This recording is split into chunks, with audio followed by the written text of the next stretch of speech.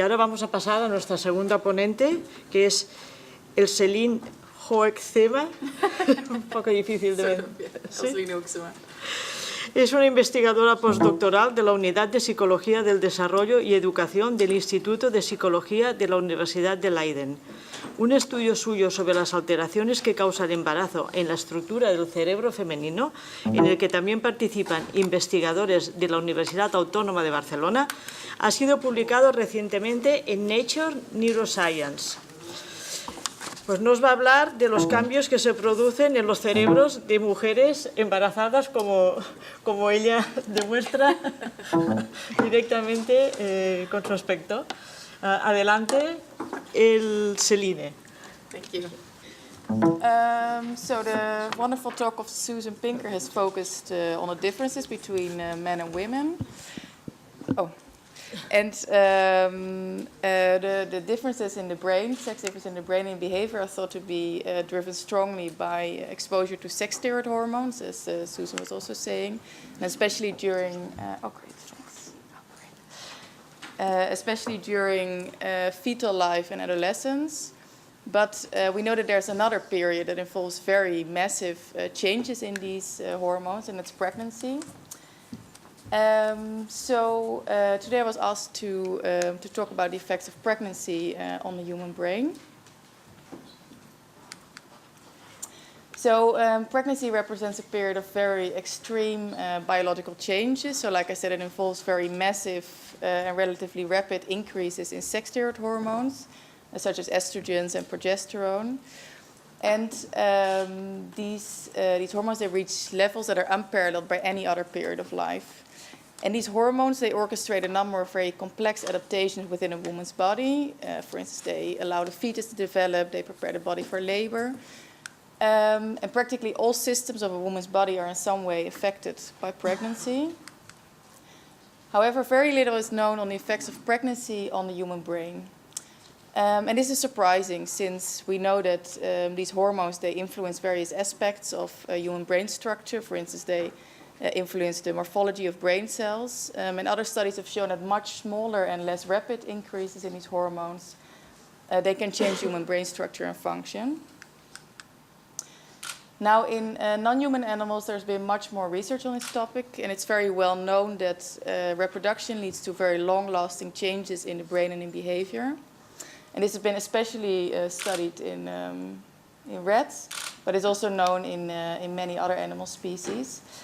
And these brain changes are very important for the development of caregiving behaviors like nursing, licking, and grooming of the young. But also other structures are involved that are not directly related to these maternal behaviors, like structures involved in memory, in fear, in aggression. But in humans, this is much more difficult to study, of course, and there's been much less research on this topic. And so far, regarding the effects of brain structure, there are only some incidental, more clinically oriented findings. And they looked at the pituitary gland, which is here, which is a region that's very important for hormone production, and they contoured the total brain. Now, in the study I was asked to present here today, we wanted to investigate this in a more systematic manner and in more detail. So we set up a prospective neuroimaging study. So that means that we collected anatomical brain MRI scans of various groups. And the main group is a group of women who wanted to become mothers but who were not mothers yet. And they were scanned before and after their first, or the pregnancy of their first child.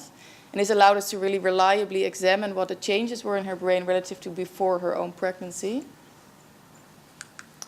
Now, another group was control women who were also not mothers yet, but who were not pregnant in between these sessions. We also looked at first-time fathers, so fathers before and after the pregnancy of their partner, and a group of control men. And finally, to investigate whether these changes were temporary or persistent, we added another group around 2 years after giving birth, or a subset of these women came back for this session.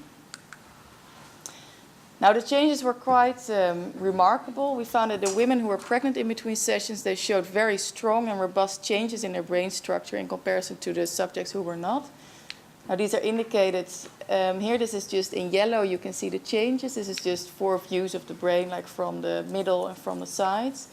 And these were especially located in so in the midline on the frontal part, especially the medial prefrontal cortex, but also the posterior part where the precuneus and posterior cingulate cortex are located. But also the lateral parts, that's the outsides of the brain, were affected, and especially the, I don't know if you see, the inferior frontal cortex and the superior temporal cortex sulcus, inferior frontal cortex and the superior temporal sulcus on both sides. And these concern changes in gray matter volume. So gray matter is the outer part of the cortex where, for instance, the cell bodies are located and where information is processed. And these concerned reductions in gray matter volume. I will come back to that later on in the talk. It's a little bit small, the slides. I hope people can read this. But what we found was that these changes were selective for the women who underwent pregnancy in between sessions. So, for instance, they were not found in the first-time fathers. And these were included as sort of an additional control group to see whether these changes were related to the biological process of pregnancy rather than experience-dependent changes of being a parent. But some further support for this was also gained by looking at another study that looked at this early postpartum period, and they found no changes, not these changes in brain structure, and that there were no correlations with any postpartum variables. And what was really astonishing about these findings is that they were very consistent across the women that underwent pregnancy. In fact, they were so consistent that when I fed these data into a computer algorithm, it could automatically identify for all women in our sample whether they had been pregnant or not in between sessions based only on the changes in their brain. So like I said, another session was added to see whether these changes were temporary or persistent across the first 2 years. And these analyses showed that they remained intact for at least this period. So what you see here is just the changes in the late postpartum period relative to before her pregnancy. And you may recall that this looks almost exactly the same as the changes of pregnancy indicated that these were maintained across this period. There was just one of these clusters where the changes were not maintained, and I'll come back to that in a minute. Now, this is also very small, but this is for the main regions. Here you can see sort of the pattern of changes. So the bluish thing here is the pregnancy period. We see very robust reductions in volume and then a stable period for the 2 years postpartum. Now the only region that showed a change, only of these regions that we found of pregnancy that showed a change in the postpartum period is the hippocampus. And the hippocampus is a region that's very important in memory, and it's also known to undergo strong changes in rodents in pregnancy and in the postpartum period. So this showed reductions, or here you can see it better during pregnancy, but then it increased in volume in the postpartum period. And of course, we can speculate that this may be related to the potential memory changes of pregnancy. Although it should be noted that in our sample, we did not find differences on memory tests in the postpartum period relative to how the women performed before their pregnancy. Now, regarding the localization of the other findings, of course, these regions, they're higher order associative regions and they play a role in various functions.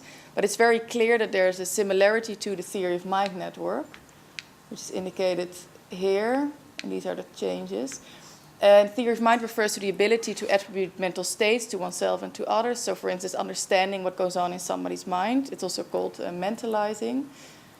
And when calculating the overlap between these maps, we could see that there's indeed a remarkable similarity between these regions. So this suggests that especially this system involved in theory of mind is affected by pregnancy. And also when I calculated the overlap between our changes and all brain networks, all networks of the brain, we could confirm that indeed, especially those regions that play a role in theory of mind are affected by pregnancy. And so, what now? Because in non-human animals, like I said, it's known that these changes of pregnancy, they're directly related to the emergence of caregiving behaviors.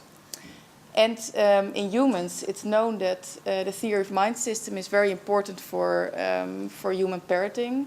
So, for instance, it's important to try to be able to figure out what the signals of your child mean, to see what its needs are. It's also important for mother-infant bonding.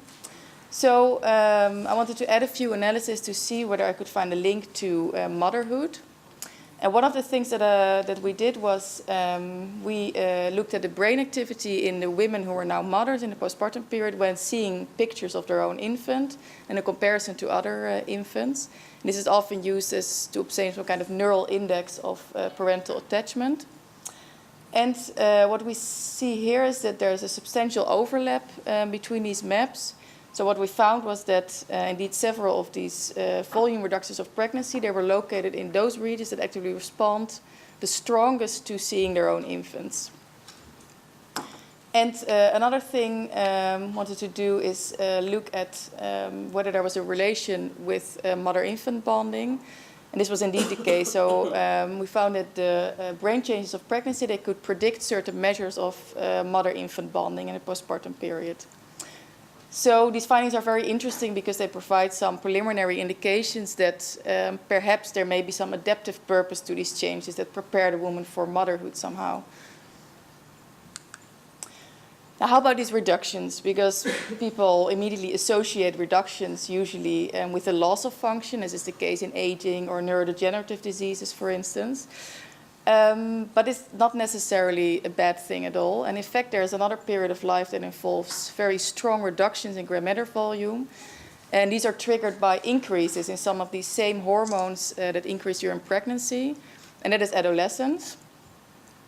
And in adolescence, this process of volume loss is known to reflect, at least in part, an actual elimination of unnecessary connections, so it leads to more efficient and specialized neural networks.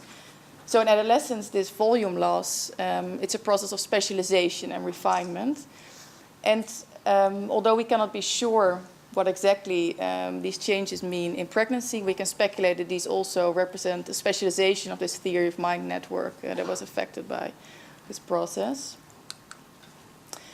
Now, we know that in rats, the changes associated with reproduction, they lead not only to the emergence of caregiving behaviors, but there are various other changes as well. For instance, there are improvements in spatial memory, there are improvements in their ability to locate food, to catch prey. And you can easily imagine that in humans, there may be other abilities that are more important for providing optimal maternal care. These include theory of mind, and indeed it has been previously speculated that from an evolutionary perspective, that indeed pregnancy renders changes in socio-cognitive abilities. And there is some preliminary evidence that shows that indeed pregnant women show changes in these abilities, such as a better recognition of emotions. Now, the brain changes that we found in the theory of mind network, of course, they can be speculated to provide some adaptive advantage for motherhood. Some examples are, for instance, by allowing her to better recognize the signals of her infant, or to recognize threats from the environment, social threats, or to promote the bonding between the mother and her infant. Now, I would like to close with a short overview of the main findings. So, like I said, we saw that the women who underwent pregnancy in between sessions, they showed very robust and substantial changes in brain structure. These were especially located in those regions involved in theory of mind. They were selective for the women undergoing pregnancy, and they were highly consistent. In fact, they were so consistent that all women could be classified as having been pregnant or not based only on their brain changes. They were also long-lasting, lasting for at least 2 years after birth.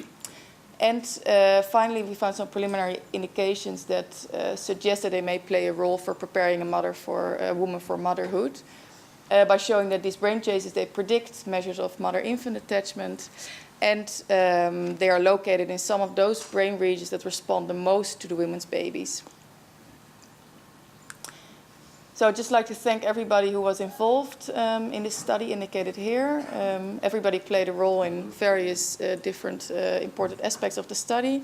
Especially Erika Barba-Müller should be named, who was very crucial to the whole project. And thank you to Teresa for inviting me, and to everybody for listening and your time. So, thank you.